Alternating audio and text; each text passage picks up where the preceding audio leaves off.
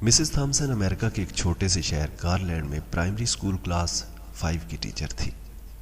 उनकी एक आदत थी कि वो क्लास शुरू करने से पहले हमेशा आई लव यू ऑल बोला करती, मगर वो जानती थी कि वो सच नहीं कहती। वो क्लास के तमाम बच्चों से यकसा प्यार नहीं करती थी। क्लास में एक ऐसा बच्चा था जो मिसेस थॉमसन को एक आंख न पाता। उसका नाम जेडी था। जेडी मैली कुचैली हालत में स्कूल आ जाया करता। उसके बाल बिगड़े हुए होते, जूतों के तस्मे खुले हुए, कमीज के कॉलर पर मैल का निशान। लेक्चर के दौरान भी उसका ध्यान कहीं और होता। मिसेस थॉमसन के डांटने पर वो चौंक कर उन्हें देखने तो लग जाता, मगर उसकी खाली खाली नजरों से उन्हें साफ पता लगता रहता कि जेडी जिस्मानी तौर पर क्लास में मौजूद होने के बावजूद भी दिमागी तौर पर गायब है। रफ्ता रफ्ता मिसेस थॉमसन को जेडी से नफरत सी होने लगी। क्लास में दाखिल होने पर जेडी मिसेस थॉमसन की सख्त तनकीद का निशाना बनने लगता। हर बुरी मिसाल जेडी के नाम से मंसूब की जाती। बच्चे इस पर खिलखिलाकर हंसते और मिसेस थॉमसन उसकी तजलील करके तस्कीन हासिल करती। जेडी ने अलबत्ता किसी बात का कभी कोई जवाब नहीं दिया था। मिसेस थॉमसन को वो एक बेजान पत्थर की तरह लगता जिसके अंदर एहसास नाम की कोई चीज नहीं थी। हर डांट, तंज और सजा के जवाब में वो बस अपने जज्बात से आरी नजरों से उन्हें देखा करता और सर झुका लिया करता। मिसेस थॉमसन को अब उससे शदीद चिढ़ हो चुकी थी। पहला सेमेस्टर खत्म हुआ और रिपोर्ट्स बनाने का मरहला आया तो मिसेस थॉमसन ने जेडी की प्रोग्रेस रिपोर्ट में उसकी तमाम बुराइयां लिख मारी। प्रोग्रेस रिपोर्ट वालिदैन को दिखाने से पहले हेडमिस्ट्रेस के पास जाया करती। उन्होंने जब जेडी की रिपोर्ट देखी तो मिसेस थॉमसन को बुला लिया। मिसेस थॉमसन, प्रोग्रेस रिपोर्ट में कुछ तो प्रोग्रेस भी नजर आनी चाहिए। आपने तो जो कुछ लिखा है इससे जेडी के वालिदैन इससे बिल्कुल ही नाउमीद हो जाएंगे।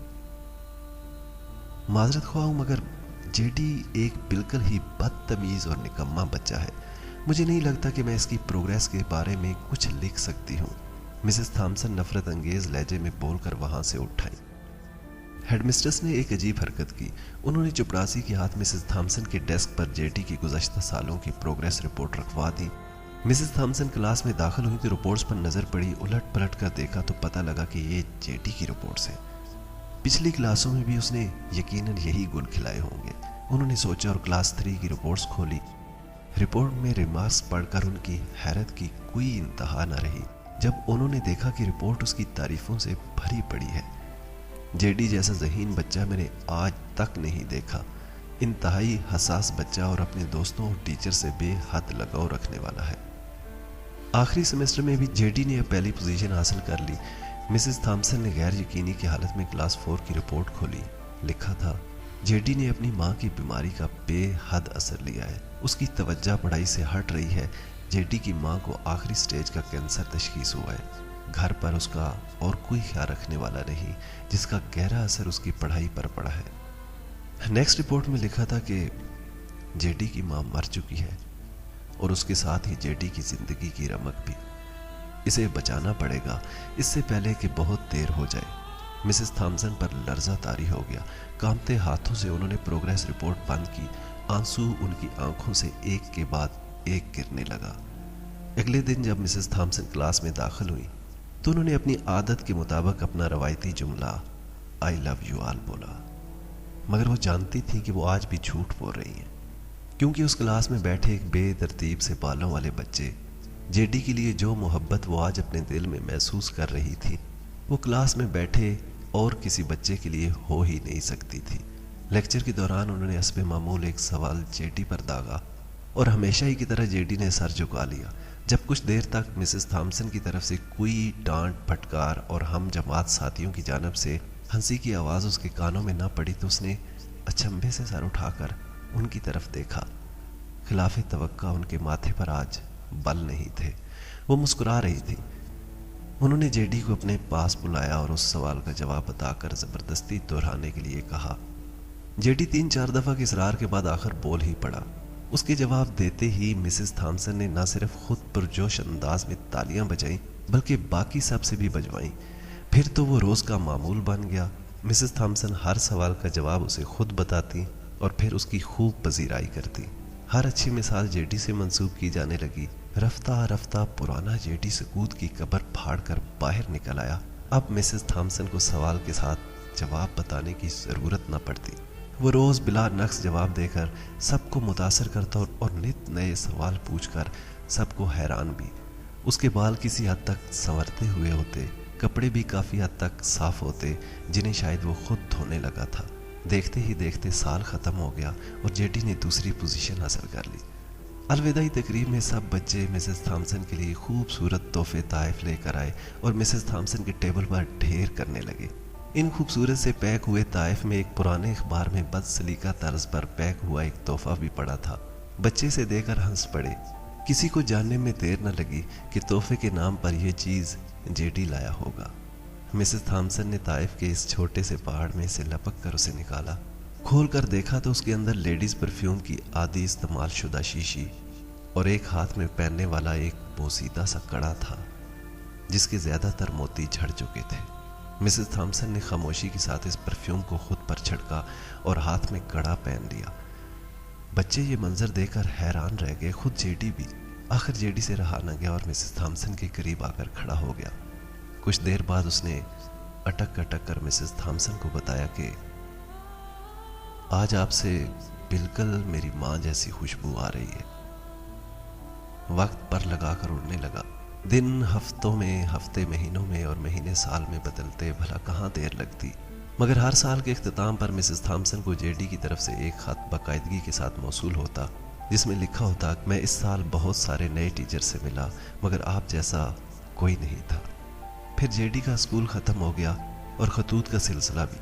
कई साल मजीद गुजरे और मिसेस थॉमसन रिटायर हो गई। एक दिन उन्हें अपनी डाक में जेडी का खत मिला, जिसमें लिखा था, इस महीने के आखिर में मेरी शादी है और मैं आपकी मौजूदगी के सिवा शादी का सोच भी नहीं सकता।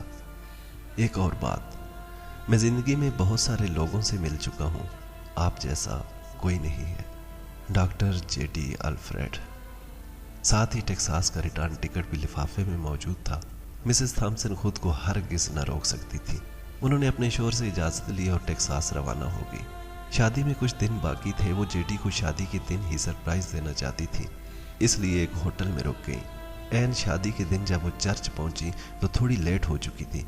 उन्हें लगा तकरीब ख़त्म हो चुकी होगी, मगर ये देखकर उनकी हैरत की इंतहा न रही कि शहर के बड़े बड़े डॉक्टर, बिजनेसमैन और यहाँ तक कि चर्च का पादरी भी उकताया हुआ खड़ा था। मगर जेडी रसूमात की अदायगी के बजाय गेट की तरफ देखे जा रहा था। उनकी आमद का मुंतज़िर था। उनके पहुंचते ही जेडी ने उनका हाथ पकड़ा, जिसमें उन्होंने अब तक वो बोसीदा सा कड़ा पहना हुआ था, और उन्हें सीधा स्टेज पर ले गया। माइक हाथ में पकड़कर उसने कुछ यूं ऐलान किया, दोस्तों, आप सब हमेशा मुझसे मेरी माँ के बारे में पूछा करते थे और मैंने सबसे वादा किया था कि जल्द आप सबको इनसे मिलवाऊंगा। ये मेरी माँ है।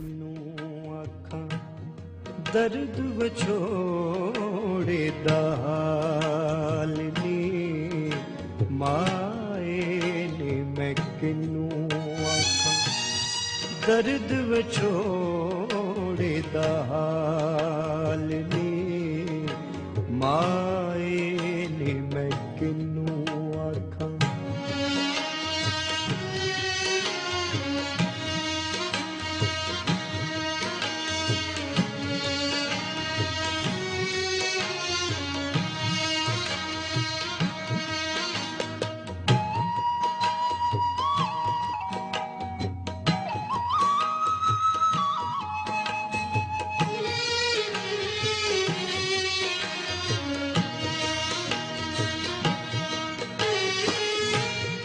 दुखां दी रोटी सूलां दा साल,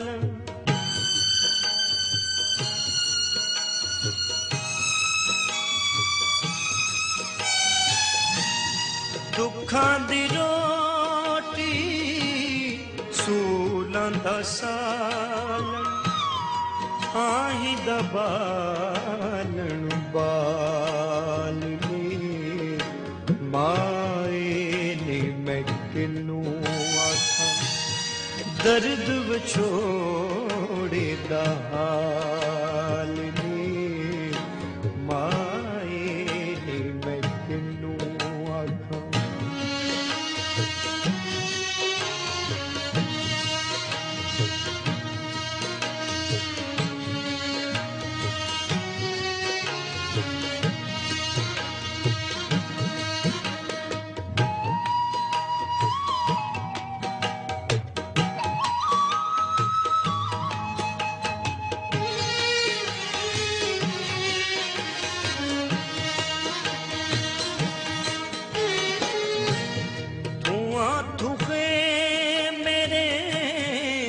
मुर्शद वाला।